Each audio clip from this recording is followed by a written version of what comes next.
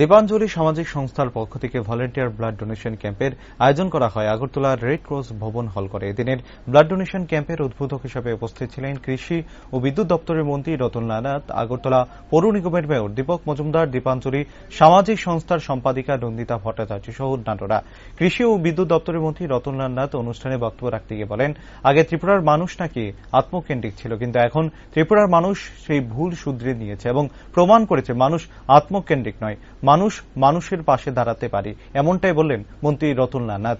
এর জন্যই এপ্রিল মাস পর্যন্ত 4,344 জন এবং 3,607 জন স্বেচ্ছায় রক্তদান করেছেন। মন্ত্রী আরো বলেন, স্বামী বিবেকানন্দ বলেছেন, যত জীব তত শিব, জীবন সেবাই হলো পরম সেবা।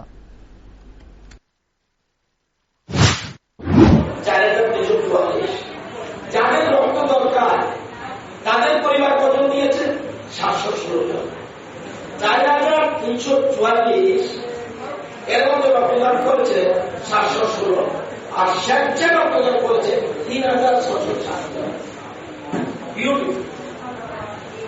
আশ্চর্য ভাবে তার প্রয়োজন নেই, সে রক্তদান করছে। যেমন দীপাঞ্জলি সামাজিক সংস্থা রক্তদানের এবং এটা কিন্তু একটা নতুন ধরনের। আগে মানুষ আত্মকেন্দ্রিক ছিল, ধীরে ধীরে 5-6 বছরের মানুষ আত্মকেন্দ্রিক হয়েছে, স্বেচ্ছায় রক্তদান এই জিনিসটাতে এগিয়ে এসেছে। আমরা আগে মুখ্যমন্ত্রী শুনতাম তৎকালীন সময়ে যে মানুষ আত্মকেন্দ্রিক হয়েছে। আগে মানুষ এই ত্রিপুরা রাজ্যের মানুষ এটা ভুল সত্যি দিয়েছে যে আমরা আত্মকেন্দ্রিক নয়, আমরা মানুষের পাশে দাঁড়াতে পারি। আগে এই জিনিসটা প্রমাণিত হয়েছে। এই জন্যই 42,481 ইউনিট গত বছর এবং এই গত এপ্রিল মাসে 4,344 জন এবং 3,607 জন স্বেচ্ছায় রক্তদান করেছে। তো আমি বলবো, আপনারা জানেন যে স্বামী বিবেকানন্দ বলেছে, যত জীব তত শিব।